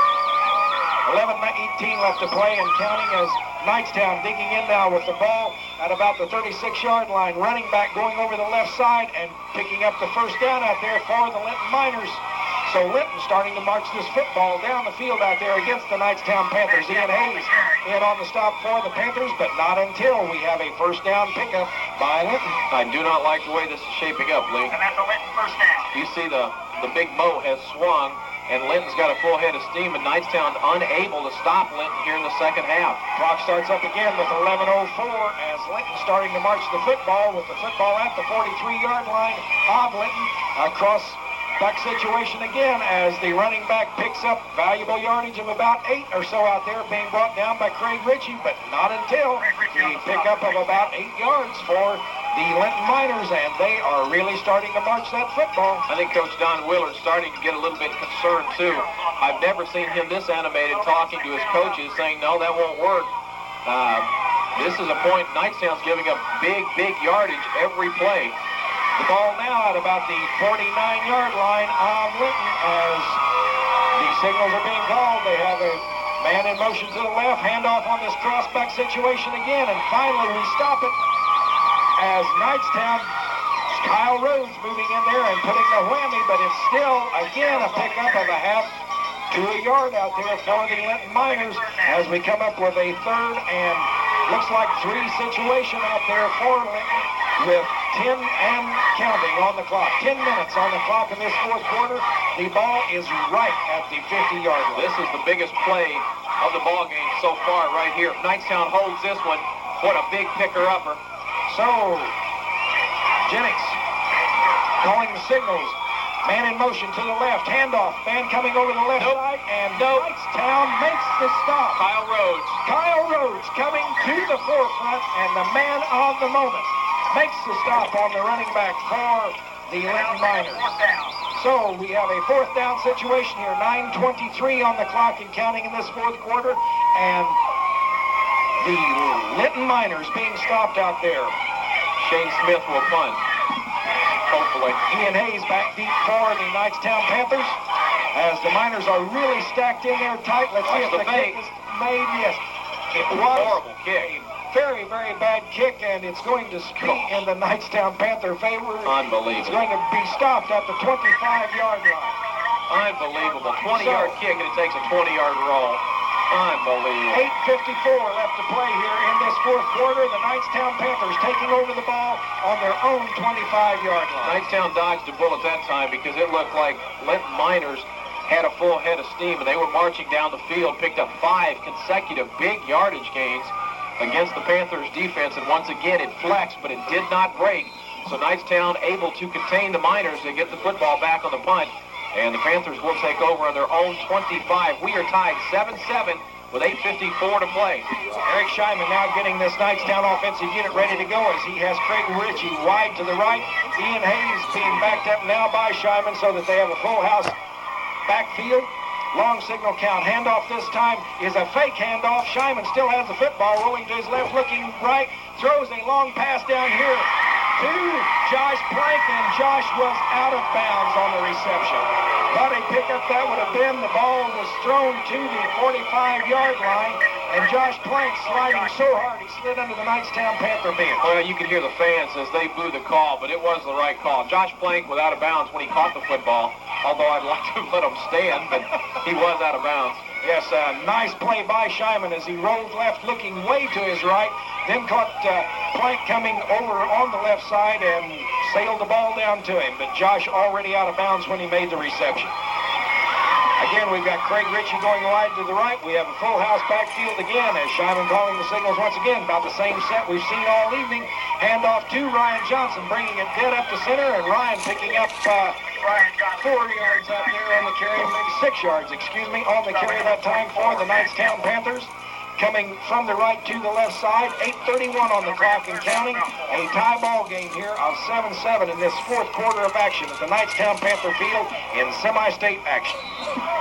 Big third down right here for Knightstown. 3rd and 4. They've got to get this one across to keep this clock running.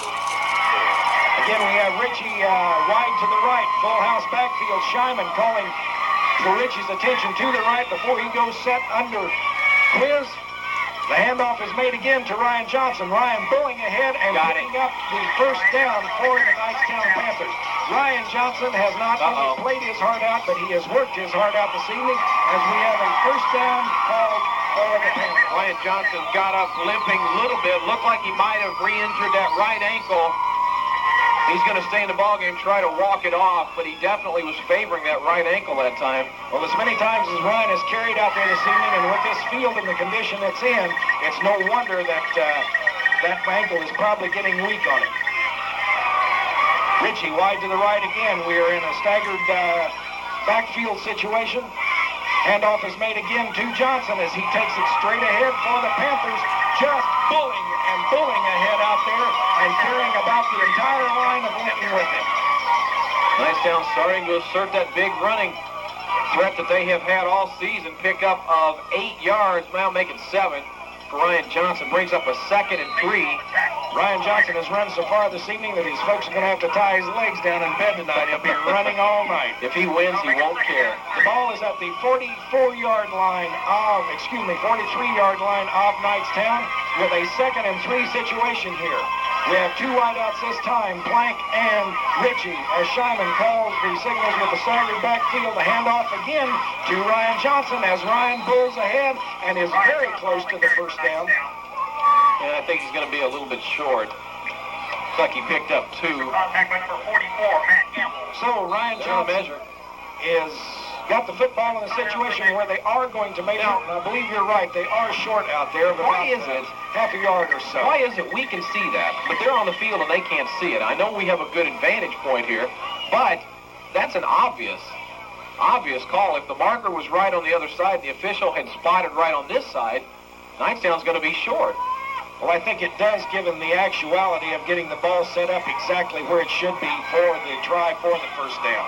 Yeah, they're going to say it's short by about an inch, an actual inch. And that's all there is as the official picks up the chain and the stick comes up with it. So Knightstown going to be in a 4th and 1 situation here.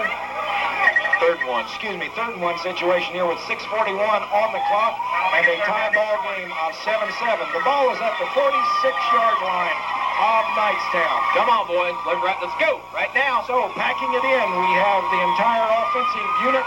Scheinman getting ready to get set as the officials delaying the start of action here as they did once before when Linton had the ball, just to make sure everybody's set and ready to go. Scheinman steps back, talks to Drew Crawford. Long signal count this time. Scheinman has the first down. Eric Scheinman taking it on the sneak and picking up the first down for Knightstown.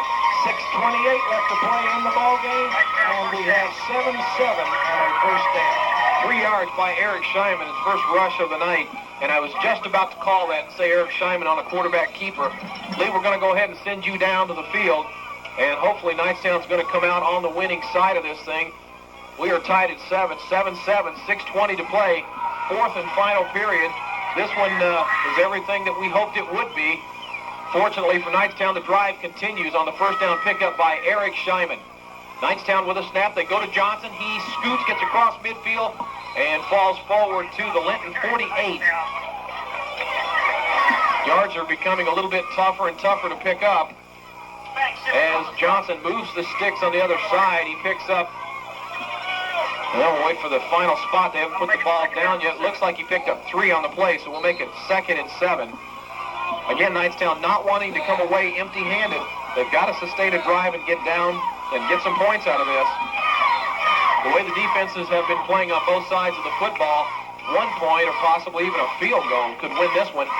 5:41, clock is stopped. We've got an injured player for Linton. They're helping him off the field, and that is number 43, Jeff Wellington, and that is the son of head coach Rick Wellington, and he is a good-looking young man as far as size, 6 foot 175, and he's built extremely well for football.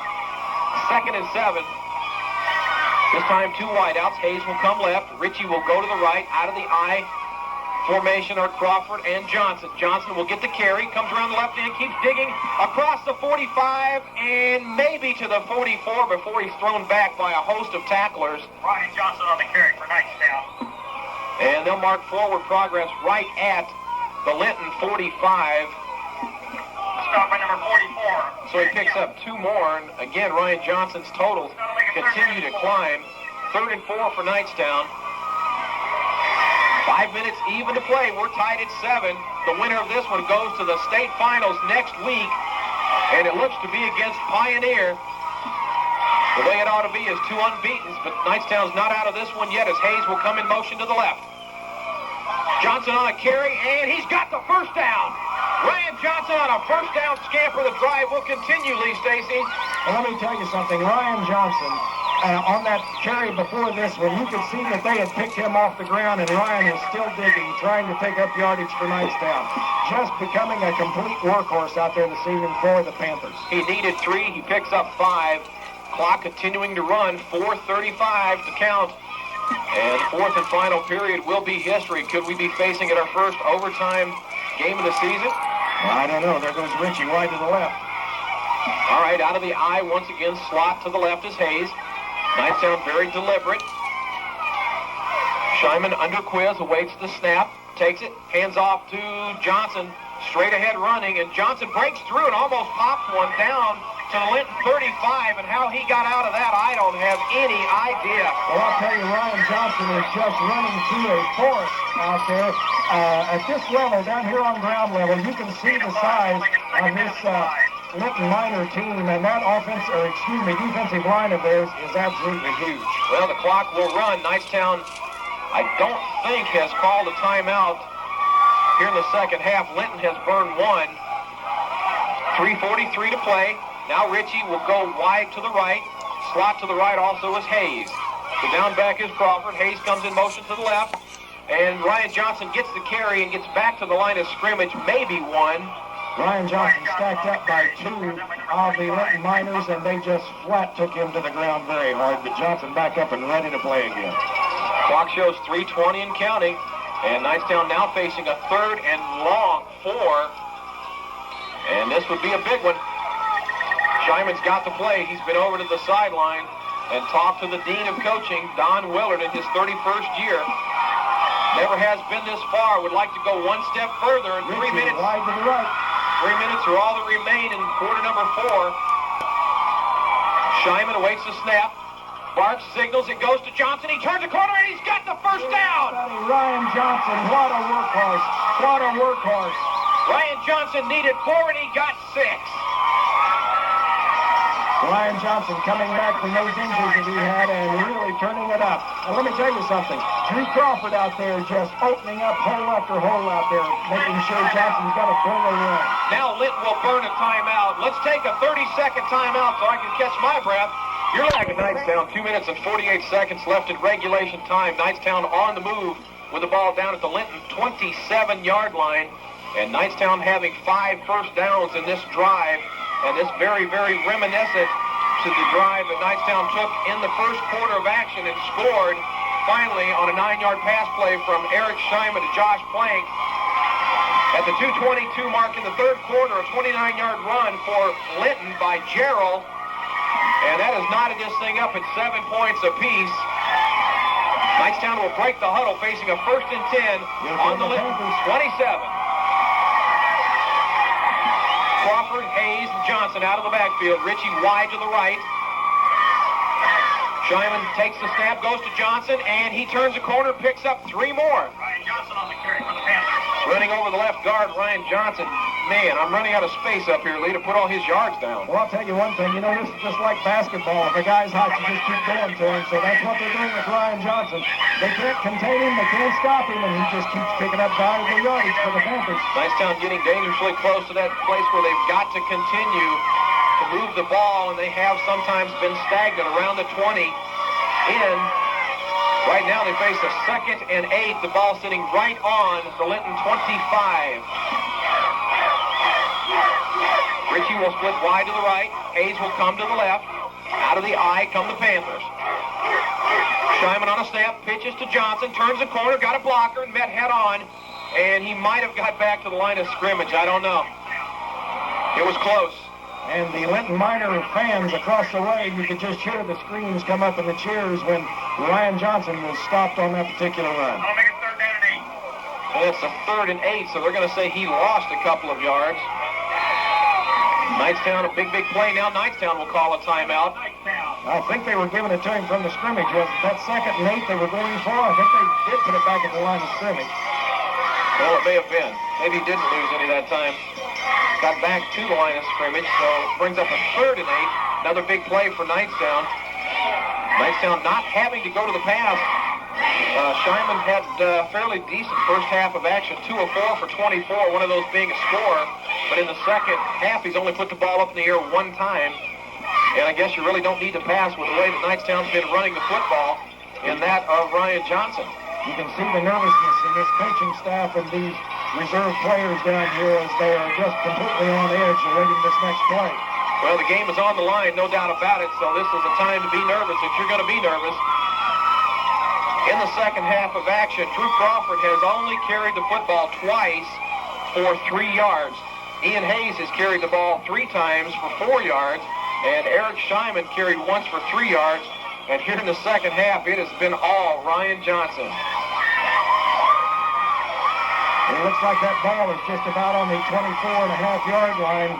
As Knightstown's got a big play facing him here with a 3rd and 8 situation. Ryan Johnson's carried the ball 21 times unofficially here in the second half of action.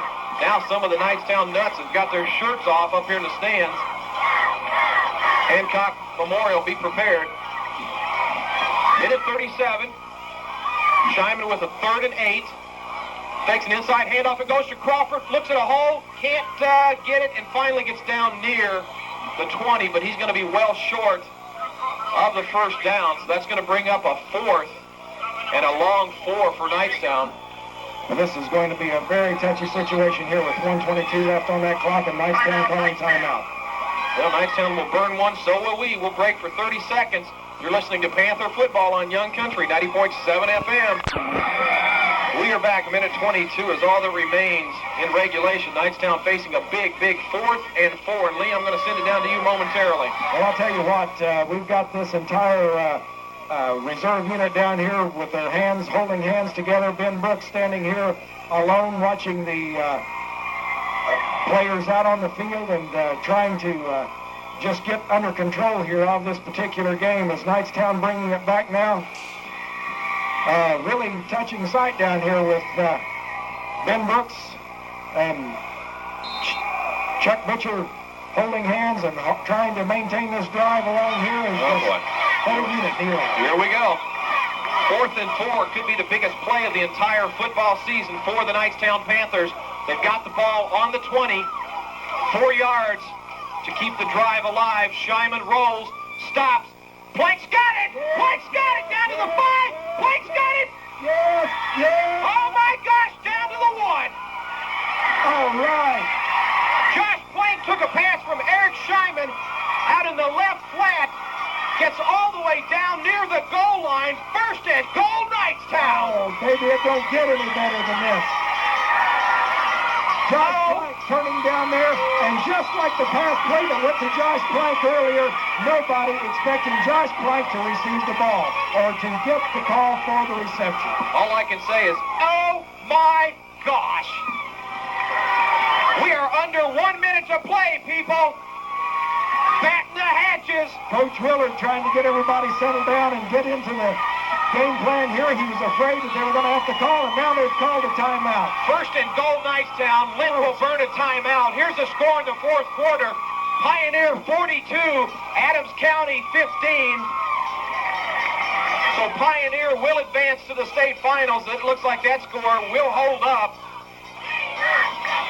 Oh my gosh. Just talking to Ben Brooks down here, he says, I'm getting cold. I'm getting too old for this. Pioneer 42, Adams Central 19. Well, they've scored. Adams Central got a little bit back, 42-19 now. 42-19 Pioneer. Yep, that's the way it should be, buddy. Two undefeateds going at it in the dome. We are 53 seconds away and 1 yard for Knightstown to take the lead. Well, I wish you were down here and you could see what I see in these stands up here. These people are going absolutely crazy. It's a great scene. I wish we had a movie of what's going on here tonight, a VCR tape. All right, let's set the stage. First and goal, Knightstown from the 1. 53 seconds left. Panthers threatening. We are tied at 7 apiece. Now the entire fans join hands. Scheinman and Crawford conferring right before they go set. Johnson's got it, and he walks into the end zone. Touchdown! Yes! Yes! Ryan Johnson, as he has done all night, just working like a horse out there. Johnson scores at the 52nd mark of the fourth quarter. Knightstown fans are going absolutely nuts. Ryan Johnson looking tougher than the devil out there as he comes over to the sidelines. I hate to be the devil's advocate here, guys, but this one's not over. No, it's not over yet. Ryan Johnson, you had a great evening out here, buddy. What's your feeling? Dream come true. Dream come true. All right. Okay, buddy. Big point effort by Josh Plank. This one's a gimme. Got to get it. Got to get it down. Here's the snap. It's down. The kick is up. It is good. Yeah. Oh, baby. All right. 14-7, Knightstown, as they drive down the field and cap it off by a 1-yard run by Ryan Johnson. 50 ticks on the clock, and Knightstown heads to Indianapolis to the RCA Dome. Hey, I got a guy here that's really done a super job this evening on calling signals as he's done all year and getting things done. What are you feeling right now, Mr. Scheinman? I feel victory, but we still got 50 seconds. Gotta be. I can't wait for 50 seconds. These will be the longest 50 seconds in that young man's life, I can assure you. Well, these people are excited down here, let me tell you. Knightstown fans are on their feet. Linton on their feet. This one's not over. Knightstown's special team has to come up big right here. Got to keep the ball down in the Linton territory. They can pop a long one, and this thing could be tied instantly. Josh Plank's right here with me. What are you feeling, buddy? Oh, it's awesome, man. We don't stop when we lost 50 seconds, and we're winning, baby. All right. All right. Here's Rhodes with a kick. It's a short kick. Hits at the 30. Ball is loose. It's picked up at the 35. And taken down by a host of Knightstown tacklers at the Linton 34-yard line, led by number 17, Garrett Guillaume, also in on the stop, Ian Hayes. Now Knightstown's got to be prepared because you know Linton's going to come out throwing the football. 44 seconds to play. 44 seconds to play. Knightstown's got to keep their defensive awareness about them. People starting to give high fives, but I'm sorry, I'm still just a little bit nervous, guys. It ain't over yet. Let's keep our heads in this. This team can score in a hurry. 3 wideouts for Linton. Jennings takes a snap, looks across the middle. Out here to the flat. It's up, and Ian Hayes almost had a shot at it. Ian Hayes was the closest receiver and almost had a pickoff. And wouldn't that been fitting for the second week in a row? Ian Hayes gets up and looks like he's been mowing yards with that helmet grass all over it, but he's picking it out and getting back in there. 39 seconds to play, 14-7, Knightstown on top. Joe Quiz over here. How's it feel, buddy? Man, it feels good. Yeah, give me 4 seconds, I'll tell you. All right, Joe Quiz knows that we've got 39 left to play. 2nd and 10 once again. Linton a little bit disorganized. They're 1 man short. Now they get a receiver in, that being Levi Wall. He gets up to the line of scrimmage. Jennings takes the ball, rolls to the left, throws one deep, and he's got a receiver. Landon Collop intercepts it. Landon Collop's got the football at 40.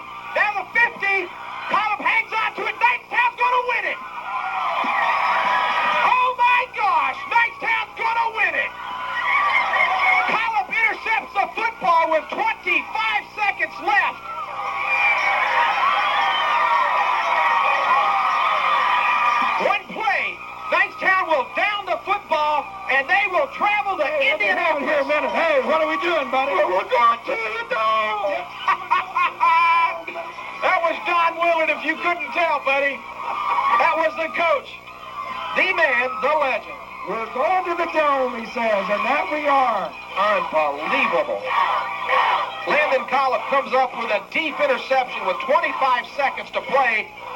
Knightstown needs to drop down. How many times can you keep this up, Mr. Collop? Well, you played a terrific game. Thanks. Knightstown has got one play, and I believe Linton may not have any timeouts left. Down goes the knees. And I believe Scheiman downed the ball, then ran out of there to avoid being smothered. This one's over. This one is over. 10 seconds are all that remains. 5, 4, 3, 2, 1. Semi-state champs, your Knightstown Panthers. Oh, yeah, baby, yeah. Unbelievable. Knightstown wins it 14-7. Knightstown will take on Pioneer just exactly the way that it should be. 2 unbeatens coming into the state finals game, 14-0 both. One of them's going to go away a winner with the big trophy in the #1 spot in Class 1A football next Friday at 3 o'clock. We will have the game. You can count on it right here on Young Country 90.7 FM. Well, I guess you heard Coach Willard singing my song. Oh, my gosh. The Panthers are on their way to the Dome. And, you know, rightfully so, really, like we've said all season. They devoted themselves to this particular season and to that young lady that they lost as a classmate. That's right. These kids have just decided they were going to do it, and they have. They have. They've made their mind up. They made it back in early June, maybe July, when they were lifting the weights.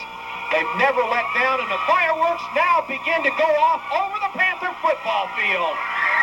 Yeah, looks pretty, doesn't it? What a great display. Oh, this is gorgeous. They don't get no better than this, buddy. Make it commercial because this is it. It doesn't get any better than this. Red, white, and blue. Knightstown is on their way to the Dome. Well, let me see who I can find down here. I'm miles away from the team, but I'll get on them. What a great ball game. Knightstown wins it 14-7 over a very determined and very well-prepared Linton Minor squad. I forgot to tell you, that's Yogi Bear Campground setting off the fireworks for us. Oh, is it really? Yeah. They're doing a fine job. Yes, they do. Boy, Knightstown Panther pride is alive and well. The entire town will shut down come next Friday night, or Friday afternoon, rather. I talked to Sharon Manning. I said, you know, Craig Ritchie's right here with me. Go right ahead. Hey, buddy, what a game tonight, huh? Yeah, it was great. It was fun. Have you come down yet, or are your feet still up there? They're still up there. Well, I'll tell you what. Where are we going next week? Going to the Dome. We're going to the Dome. We're going to do it? Yeah, we're going to do it. All right, baby. Good game. Wow. Unbelievable, Lee. Well, I've got him settled down now. Those seconds are over, Ben Brooks. What do you think? What's your thoughts, bud? I can't wait to get to the Dome. I can't wait to go there and play. I'll tell you what. You know, you normally see Ben Brooks looking like a big, tough guy, but all you can see down here now is teeth. He's smiling like a champ. Yeah. I'm happy right now. Okay, buddy. Well, that is good. Knightstown deserves it. They've worked for it. They have earned a trip to the state finals to take on Pioneer. Both squads will enter with perfect 14-0 records. And one of those will come away with the hardware next week, and regardless of who wins that ball game, both teams very, very deserving. Well, I'll tell you what, this is great down here. I've never experienced anything like this. And these kids, the entire fan base, just as they've been all year, is very excited and very happy about this win. Wow.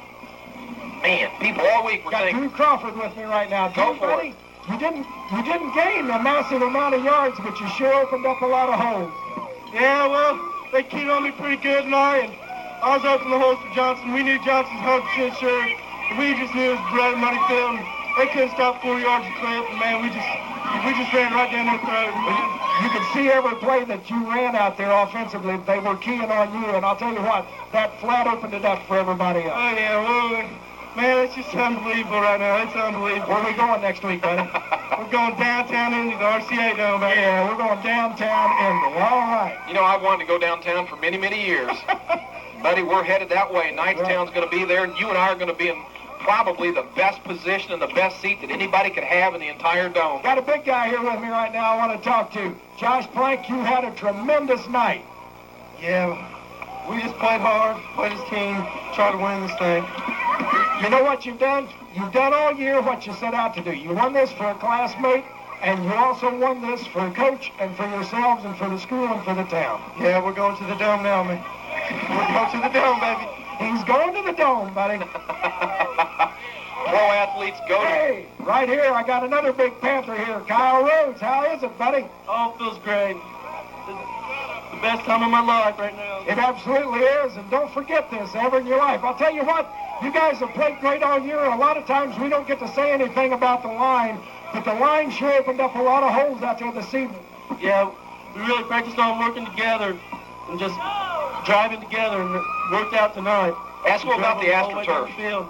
What's your feelings on the AstroTurf, getting on it and everything? You think it's going to be a big difference for you guys? You're going to have to change shoes or what?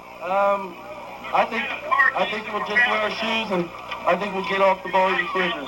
Okay, you heard that. He thinks they're going to get off it even quicker. Big game. Can you imagine that? Right there. Unbelievable. Knightstown, a winner 14-7 over Linton. It's exactly what we anticipated. Well, hey, I got another aspect down here. It's normally, she's pretty rough, but now she's a big crybaby, and that's Eric Scheinman's mom. What do you think, Mom? This has just been awesome. I can't believe it. This is just the best.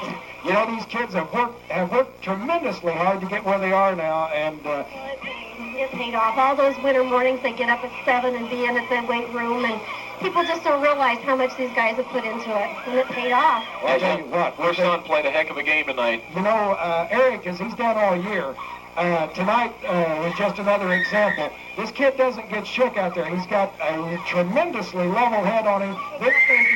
He takes after his mom. Okay, you heard that. I heard well, it. I've got to get away from her on that one. We'll see you later, Mom. Where are we going next week? Yeah, we're going to the Dome.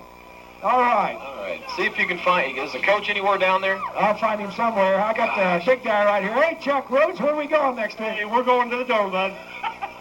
Hey, I am so proud of these guys. They have played their hearts out this year, and they've got the job done. Well, they really have, Chuck. They've looked good all year, and they've played the same way every game, and they're tough, buddy. They are. Proud They of are. all of them. I am See you too. later. All right, let me see if I can find Coach. Okay, and while you do that, we will talk about next week. The Class 1A Championship will be held at 3 o'clock at the RCA Dome, and Knightstown will be there in full flavor. Well, I got the touchdown mom here. Mom, how's it going? Wonderful. What are you thinking right now? What's your thoughts? Tell me your thoughts. Oh, I just love this whole team, the community, everyone behind them. It's so exciting. I mean, everyone has it, not just the parents of the football players, but every person on this team. There's just so much emotion coming out of them. Well, you know what? It's been good for the kids, too, the fan base that we have on kids. These kids have really got behind these guys, and you don't see that much anymore in high school sports. You really don't. No, and I hope it keeps on, continues. We got class basketball coming up, and I want to see the same support for that sport as we got for football. We're just going to keep doing good with all the sports that we're in this year. Well, that's Mom Plank talking to you. Congratulations. Where are we going next week? Oh, we're going to the Dome! Yeah, we're going to the Dome. Well, let me see if I can find Coach. All right, those are some happy parents. As we said, Knightstown will play Pioneer in the championship game. It will commence at 3 o'clock. Oh, hey, John Carmack's dad is in, where? He's in Charlotte, North Carolina. He's still there.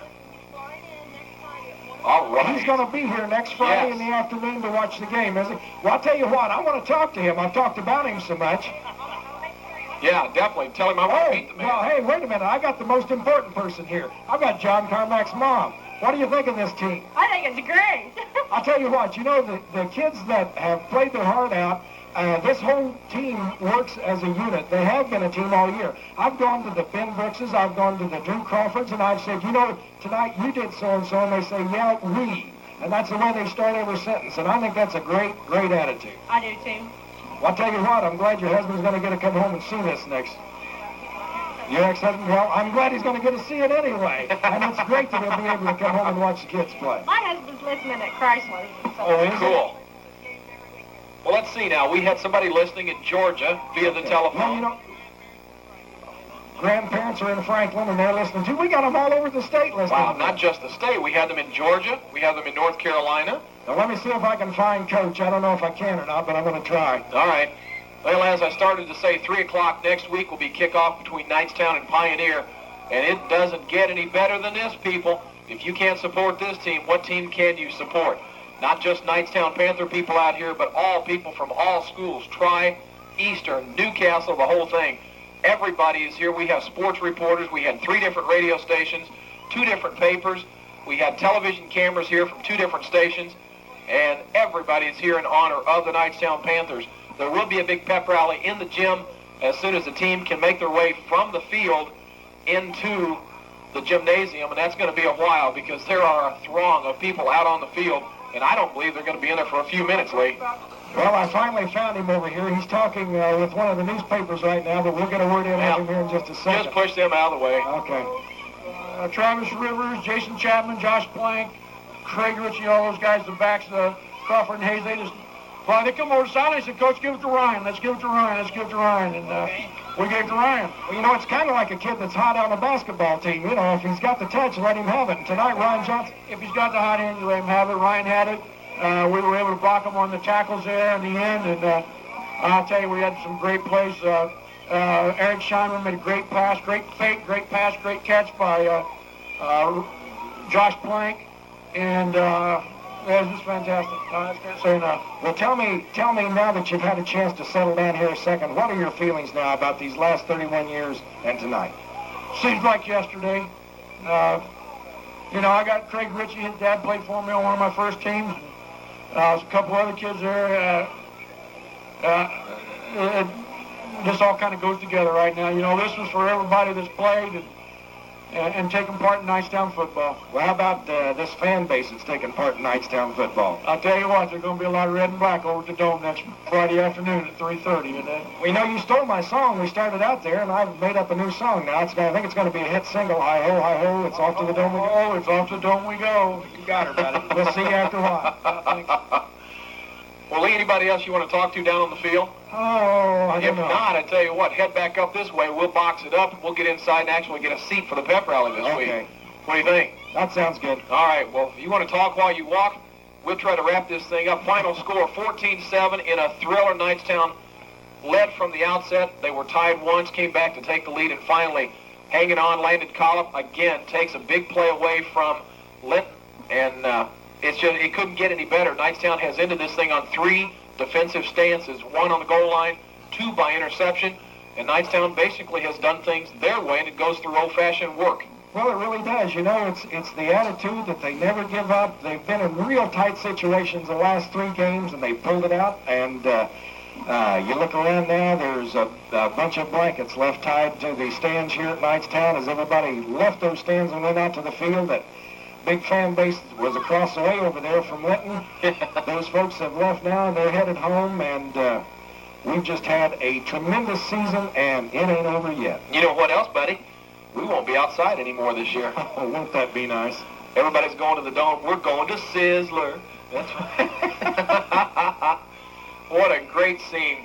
Huge amount of people still on the field. Players haven't even begun to head toward the gymnasium, as there are family and friends and newspapers and radio and everything else out on the field. And Lee's making his way back. Lee, I say we go ahead and stick a fork in this one. I say we're done. Okay, buddy, I'll see you. All righty, I'll see you inside. Okay. Next week, Knightstown Panthers will take on Pioneer for the State Class 1A Championship. It will commence at the RCA Dome. We will be there live. Listen to Young Country all week long. It is a short week because of Thanksgiving. So check it out between Monday and Wednesday. Then on Friday, we will be at the Dome. And Knightstown, of course, will have a huge following. The red and black Lee talked about will be there immensely loud, as they have been all season. And it's going to be that much louder inside the Dome because you know how the sound likes to echo. And everybody that can get out, please get out and support these Knightstown Panthers, because, guys, you got a winning team no matter what happens in the Dome. This is one good football team and Knightstown has had their way with many, many good opponents, and to date, this was the best tonight, and it came at the hands of the Linton Miners. So, Lee, any final comments?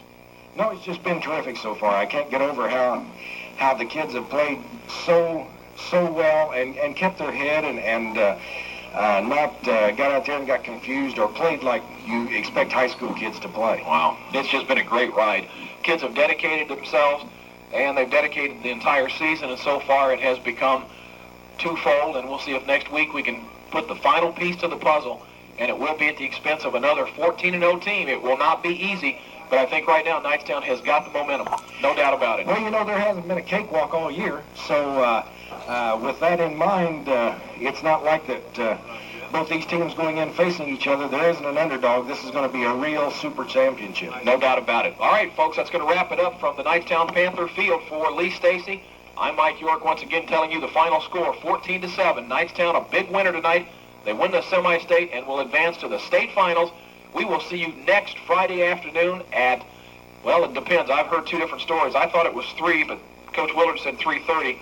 So you'll have to listen to the radio to find out. But nevertheless, we will be on the air 1/2 hour earlier than the kickoff time. So just listen to Young Country 90.7 FM, and we can tell you exactly what's what first of the week. For Jennifer Munson, our producer, Lee Stacey, my sidekick, once again, I'm Mike York. Final score 14-7. That's going to wrap it up from Knightstown. We will see you for the state championship next Friday from Indianapolis. Have yourself a good weekend. Tonight's Knightstown Panthers semi-state championship game has been sponsored in part by Big A White Flash Auto Parts, your one-stop auto parts store located at 536 West Main Street in Knightstown. Trey Auto Brokers, buy, sell, or trade. If we don't have it, we'll get it. Located at 625 West Main Street in Knightstown. 1-800-739-9049. Gas America in Knightstown, located at 304 Main Street, featuring the automatic and self-serve car wash. Gas America, that's convenient. Citizen State Bank of Knightstown, where convenient hours and friendly service are priorities.